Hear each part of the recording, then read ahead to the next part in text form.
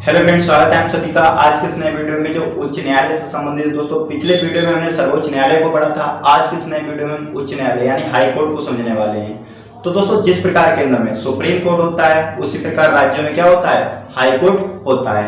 यानी high court का वर्णन भारतीय संविधान में अनुच्छेद 214 से 231 तक हमें देखने को मिलता है। यानी इसके वर्णन की बात करें दोस्तों, तो वर्णन आर्टिकल यानी अनुच्छेद 214 से 231 तक मिलता है। आर्टिकल 214 में कहा गया है कि राज्यों में हाई कोर्ट की व्यवस्था की जाएगी, ये बात कही गई अनुच्छेद 214 में।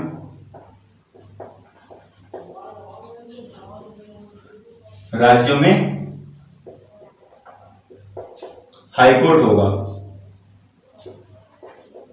हाई कोर्ट की व्यवस्था की जाएगी।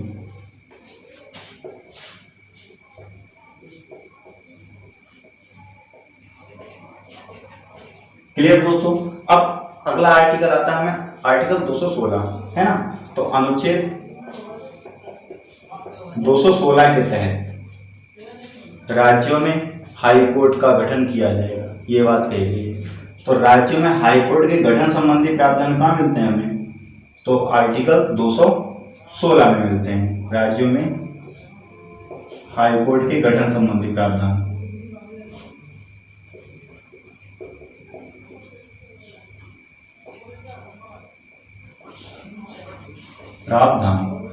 तो आर्टिकल 214 में क्या कहा गया दोस्तों, राज्यों में क्या होगा, एक हाई कोर्ट की व्यवस्था की जाएगी।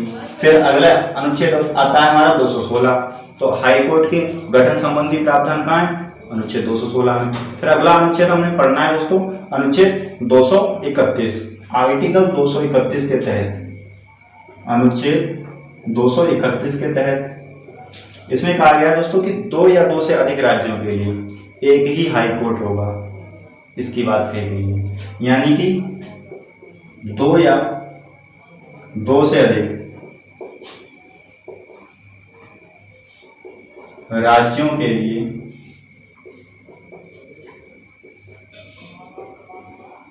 एक ही हाई कोर्ट होगा, ये बात कही गई है।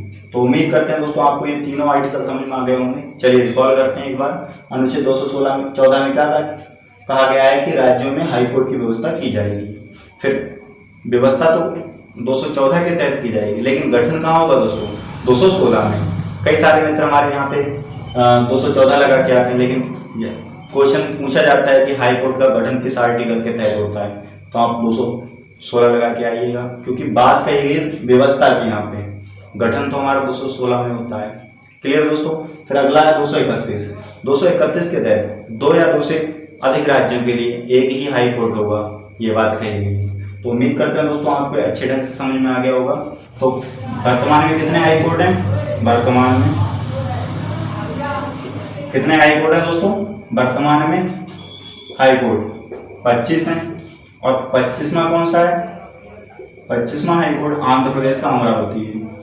आंध्र प्रदेश का अमरावती। और इसकी स्थापना दोस्तों कब होती है, 1 जनवरी 2019 को। 1 जनवरी 2019 को ये 25वां हाई कोर्ट बनता है। उम्मीद करते हैं दोस्तों आपको ये समझ में आया होगा। और आंध्र प्रदेश से आपको एक क्वेश्चन और याद रखना दोस्तों। और दोस्तों जो आंध्र प्रदेश है, जैसा कि आप सभी को पता होगा कि आंध्र प्रदेश क्या है, भाषाई आधार पर गठित होने वाला पहला राज्य है। तो उम्मीद करते हैं दोस्तों आपको ये अच्छे ढंग से याद हो गया होगा। आपको एक बात यहाँ पे और याद रखनी होगी, नोट करके लिखिएगा। जो हाई कोर्ट में जो जज होते हैं, ठीक है, उनकी कितनी संख्या किस हाई कोर्ट में होनी चाहिए, ये फैसला कौन करता है, राष्ट्रपति महोदय करते हैं। यानी जजों की संख्या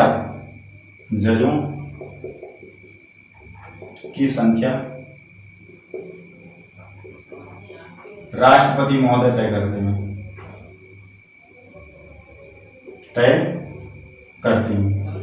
यानी किस हाई कोर्ट में कितने जज होंगे, ये कौन तय करता है दोस्तों, तो राष्ट्रपति महोदय तय करते हैं। और अगला आर्टिकल हमारा दोस्तों आर्टिकल 217। आर्टिकल 217 के तहत जजों की नियुक्ति की बात कही गई है। अनुच्छेद 217, अनुच्छेद 217 के तहत जजों की नियुक्ति की बात कही गई है और इसमें जजों की जो नियुक्ति होती है वो राष्ट्रपति महोदय जो होते हैं राज्यपाल की सलाह पर करते हैं। तो नियुक्ति कौन करता है दोस्तों? राष्ट्रपति महोदय करते हैं। और किसकी? राज्यपाल की सलाह पर।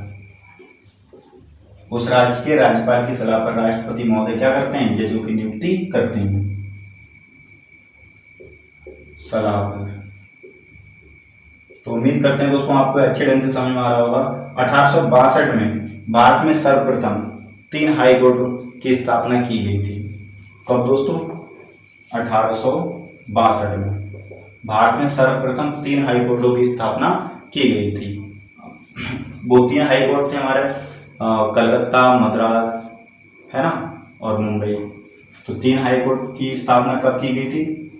सर्वप्रथम भारत में 1862 ईस्वी में। और वो कौन कौन से थे? पहला था हमारा मद्रास, दूसरा दोस्तों कलकत्ता, और तीसरा दोस्तों मुंबई।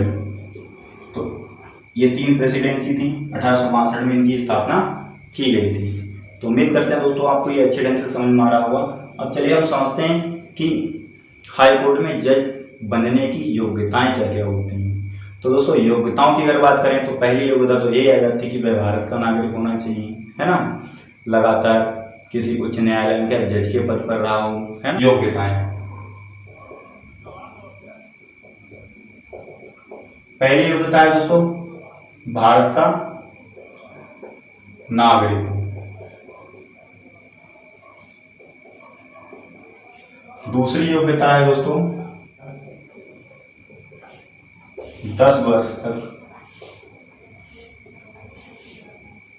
किसी भी न्यायिक पद पर कार्य किया हो, किसी भी न्यायिक पद पर कार्य किया हो। अगली योग्यता के रूप में है दोस्तों 10 वर्ष तक वकालत की हो, 10 वर्ष तक वकालत का अनुभव हो, वकालत का अनुभव हो। चौथी योग्यता दोस्तों इसमें आयु सीमा जो है वो निर्धारित नहीं की गई, यानी आयु सीमा निर्धारित नहीं है, निर्धारित नहीं है। फिर दोस्तों अब हम समझते हैं कि अब जज बन गए, है ना, पहले क्या हाई कोर्ट की व्यवस्था की जाएगी, बात की गई, फिर हाई कोर्ट का गठन हो जाता है, फिर 2 या 2 से अधिक राज्यों के लिए कि हाई कोर्ट होगा, इसकी बात कही गई अनुच्छेद 231 के तहत। वर्तमान में 25 हाई कोर्ट हैं, 25वां आंध्र प्रदेश अमरावती, है ना। फिर जजों की संख्या की नियुक्ति मतलब कौन करता है? तो राष्ट्रपति महोदय करते हैं। फिर अगला अनुच्छेद 217 इसमें नियुक्ति संबंधी प्रावधान है, मतलब जजों की नियुक्ति कौन करेगा? तो राष्ट्रपति महोदय करेंगे राज्यपाल की सलाह पर। फिर अब जज की नियुक्ति कैसे करेंगे? पहले तो कुछ योग्यताएं भी तो होनी चाहिए उनके पास, तभी तो नियुक्ति हो पाएगी। तो योग्यताएं दोस्तों ये आ जाती है हमारी, है ना। पहले भारत का नागरिक होना चाहिए, लगातार 10 वर्ष तक किसी न्यायिक पद पर कार्य किया हो, या 10 वर्ष तक किसी मतलब वकालत का अनुभव हो उसको, है ना। तो और इसमें आयु सीमा जो है वो निर्धारित नहीं की गई। अब हम यहाँ पे समझते हैं कि इनको शपथ कौन दिलाता है। तो दोस्तों शपथ जो है वो राज्य का राज्यपाल दिलाता है ना। तो शपथ तो राज्यपाल के द्वारा दिलाई जाती है, राज्यपाल द्वारा मुख्य न्यायाधीश को शपथ दिलाई जाती है, और राज्यपाल महोदय अन्य न्यायाधीशों को शपथ जो है वो मुख्य न्यायाधीशों की सलाह पर दिलाते हैं। यानी कि मुख्य न्यायाधीश को शपथ कौन दिलाता है दोस्तों? तो राज्यपाल खुद दिलाते हैं, मुख्य न्यायाधीश। और अन्य को कौन दिलाएगा? तो दिलाएंगे तो राज्यपाल ही, लेकिन मुख्य न्यायाधीश की सलाह पर। तो उम्मीद करते हैं दोस्तों आपको ये अच्छे ढंग से याद हो गया होगा। तो अब हम समझते हैं इनका कार्यकाल कितना होता है दोस्तों। तो कार्यकाल की अगर बात करें, कार्यकाल, तो दोस्तों इनका कार्यकाल, मुख्य न्यायाधीश का कार्यकाल जो होता है वो 65 वर्ष की आयु तक का होता है, जबकि अन्य का क्या 62 वर्ष की आयु तक होता है। तो दोस्तों मुख्य न्यायाधीश का कार्यकाल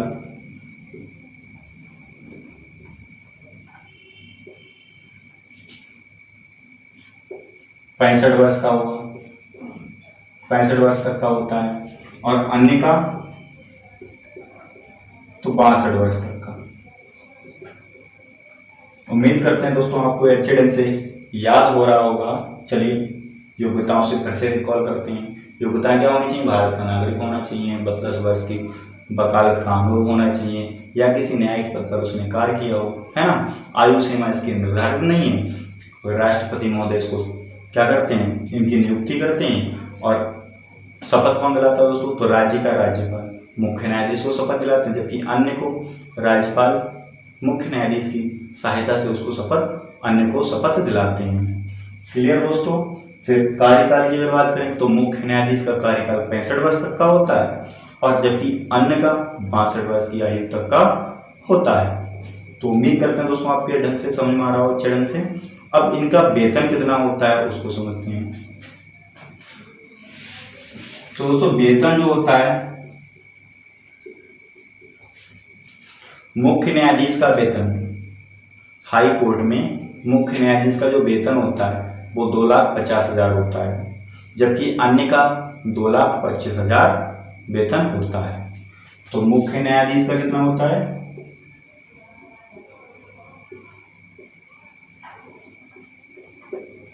तो 2,50,000, और जबकि अन्य न्यायाधीश का वेतन होता है 2,25,000,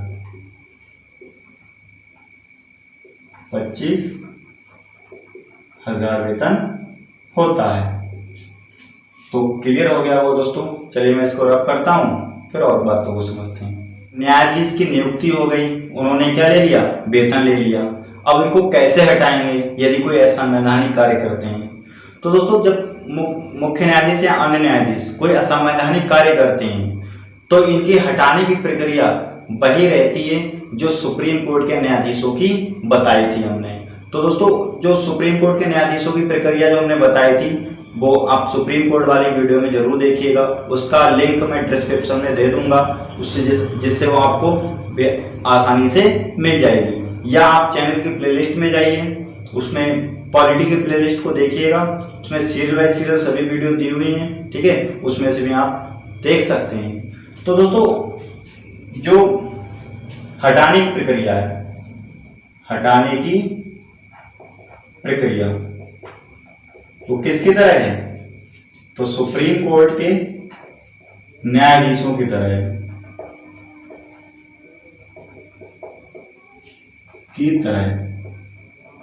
और सुप्रीम कोर्ट वाला वीडियो हमने विस्तार से पढ़ाया उसमें जाके आप इसको देखिएगा, ठीक है दोस्तों। अब बात आती है स्थानांतरण की, ठीक है, यानी कि अब मुख्य न्यायाधीश का ट्रांसफर मतलब कैसे होता है, कौन करता है ना, उसको समझते हैं। तो स्थानांतरण,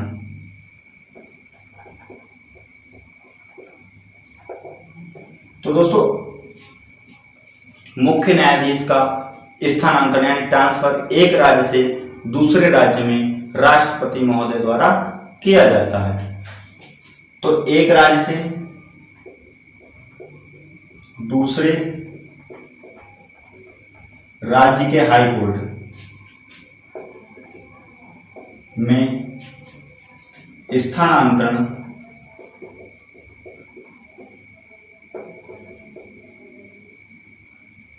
हाईकोर्ट में स्थानांतरण राष्ट्रपति महोदय के द्वारा किया जाता है। किसका? तो मुख्य न्यायाधीश व अन्य न्यायाधीशों का द्वारा किया जाता है। किसका दोस्तों? तो न्यायाधीशों का, न्यायाधीशों न्यायाधीशों का स्थानांतरण किया जाता है। तो उम्मीद करते हैं दोस्तों आपको ये दोनों पॉइंट अच्छे से समझ में आए होंगे।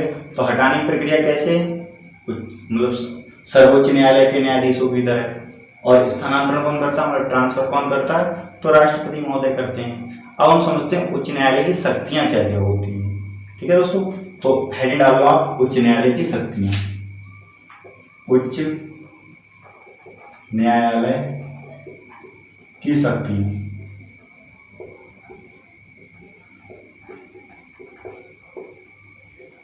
तो इनके शक्तियों की अगर बात करें दोस्तों, तो पहली शक्ति है मूल अधिकारिता। क्या है दोस्तों, मूल अधिकारिता।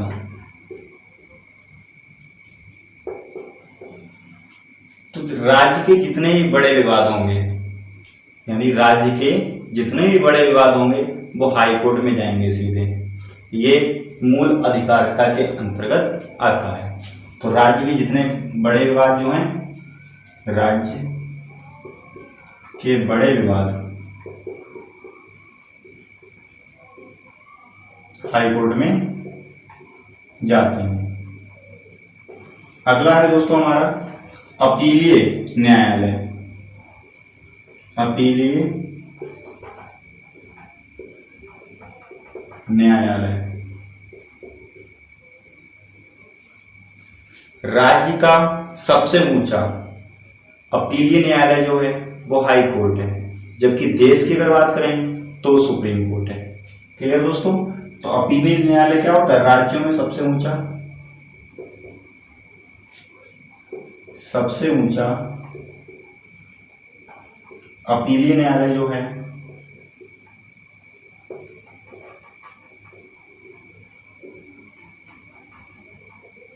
कौन सा है दोस्तों, तो हाई कोर्ट है। क्लियर। फिर अगला है दोस्तों हमारा नंबर 3 पर से लिखिएगा रिट संबंधी अधिकारिता। रिट संबंधी अधिकारिता। तो जो रिट संबंधी अधिकारिता है, आर्टिकल 226 के तहत हाई कोर्ट 5 प्रकार की रिटें जारी करता है। अनुच्छेद 226 के तहत हाई कोर्ट 5 प्रकार की रिटें जारी करता है। रिटें जारी करता है। बंदी प्रत्यक्षीकरण, परमादेश, है ना, ये 5 प्रकार की रिटें हैं। ये हमने रिटें मौलिक अधिकार भाग 2 वाली वीडियो में अच्छे से समझाया है, उसका भी लिंक मैं डिस्क्रिप्शन में दे दूंगा आपको। ठीक है, या आप चैनल के प्लेलिस्ट में जाइए, पॉलिटी प्लेलिस्ट में, वो सीरियल बाई सीरियल जो वीडियो दी हुई है वहां पे मौलिक अधिकार भाग 2 में आप अच्छे से इसको समझ सकते हैं। ठीक है दोस्तों, तो 5 प्रकार की रिटें, जबकि सर्वोच्च न्यायालय कौन से आर्टिकल के तहत 5 प्रकार की रिटें जारी कर रहे थे, तो आर्टिकल 32 के तहत। ठीक है दोस्तों, तो रिटें आप जरूर वहां पे जाके पढ़िएगा। फिर मैं इसको रफ कर देता हूं दोस्तों, फिर और इससे संबंधित कुछ बातों को समझते हैं। क्लियर दोस्तों। तो दोस्तों अगला है अभिलेखीय न्यायालय, नंबर 4 करके है अभिलेखीय न्यायालय। अभिलेखीय न्यायालय से तात्पर्य है कि हाई कोर्ट का जो निर्णय आएगा वो डिस्ट्रिक्ट कोर्ट के लिए एक कानून के समान होगा। ठीक उसी प्रकार जिस प्रकार सुप्रीम कोर्ट का निर्णय जो होता है वो हाई कोर्ट के लिए कानून के समान होता है। क्लियर दोस्तों। तो हाई कोर्ट का निर्णय क्या होगा दोस्तों, डिस्ट्रिक्ट कोर्ट के लिए कानून के समान होगा। डिस्ट्रिक्ट कोर्ट के लिए कानून के समान होगा, कानून के समान होगा। ठीक उसी प्रकार जिस प्रकार सुप्रीम कोर्ट का हाई कोर्ट के लिए होता है ना।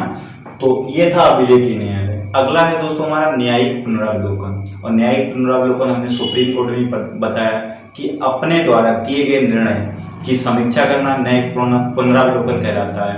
ये आर्टिकल 13, 226, 32 है ना, इनमें इनके प्रावधान मिलते हैं। तो चलिए दोस्तों, अब हम समझते हैं किस राज्य का हाईकोर्ट कहाँ पर स्थित है। जैसा कि वीडियो के शुरू में मैंने बताया था कि 25 हमारे हाई कोर्ट है ना। तो अब हम उनकी स्थिति समझते हैं कहाँ कहाँ पर ये स्थित है। ठीक है, और इधर अब आप क्या करिएगा, इधर राज्य डालिएगा, टेबल बनाएंगे और इधर क्या हाई कोर्ट लिखिएगा। ठीक है, तो सबसे बड़ा हाई कोर्ट का उत्तर प्रदेश है ना, कहाँ पे स्थित है, तो इलाहाबाद में। तो टेबल नुमा आप बना लेंगे। तो उत्तर प्रदेश का कहाँ है दोस्तों, इलाहाबाद में। मुंबई कहाँ है, सॉरी महाराष्ट्र का मुंबई। पश्चिम बंगाल का कलकत्ता में हाई कोर्ट है। जल्दी जल्दी लिखिएगा आप लोग। ठीक है, और तमिलनाडु का कहाँ है, चेन्नई में। तमिल का कहाँ है, चेन्नई में। और दोस्तों उत्तर प्रदेश का तो बता दिया मैंने, बिहार का पटना में। जम्मू कश्मीर का जम्मू कश्मीर में। हिमाचल प्रदेश का शिमला में। हिमाचल का कहाँ है दोस्तों, शिमला में। पंजाब का चंडीगढ़ में। चंडीगढ़ में स्थित है। फिर दोस्तों राजस्थान का जोधपुर में। जोधपुर। अगला है दोस्तों गुजरात का, कहाँ है दोस्तों, तो गुजरात का अहमदाबाद में। अहमदाबाद में। अगला है दोस्तों मध्य प्रदेश का जबलपुर में। मध्य प्रदेश का जबलपुर। असम का गुवाहाटी में।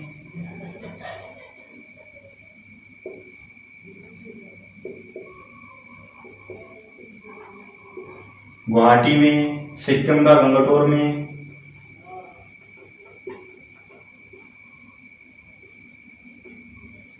गंगटोर। और दोस्तों दिल्ली का कहाँ है, तो दिल्ली में। दिल्ली में। उड़ीसा का भुवनेश्वर में। तो मैं दोस्तों यहाँ पे लिख देता हूं, इधर राज्य, इधर हाईकोर्ट। उड़ीसा का कहाँ है दोस्तों, भुवनेश्वर में। अगला है दोस्तों हमारा तेलंगाना का कहाँ है, हैदराबाद में।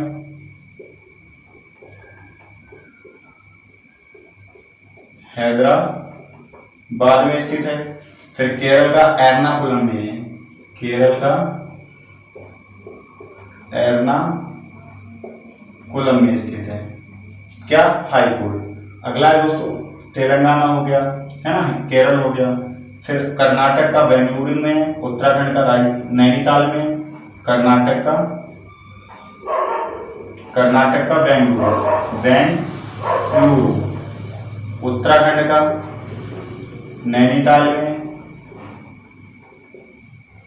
नैनीताल में स्थित है।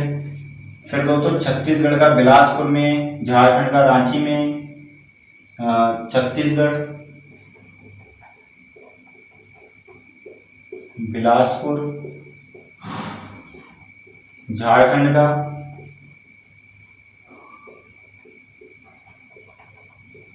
रांची में।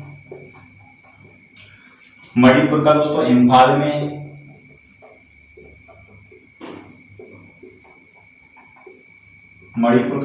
मेघालय का शिलांग में।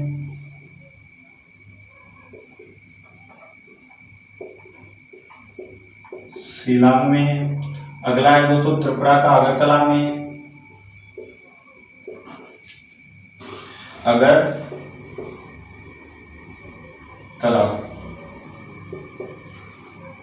अगला है दोस्तों त्रिपुरा हो गया। अब आंध्र प्रदेश का कहाँ है दोस्तों, तो अमरावती में।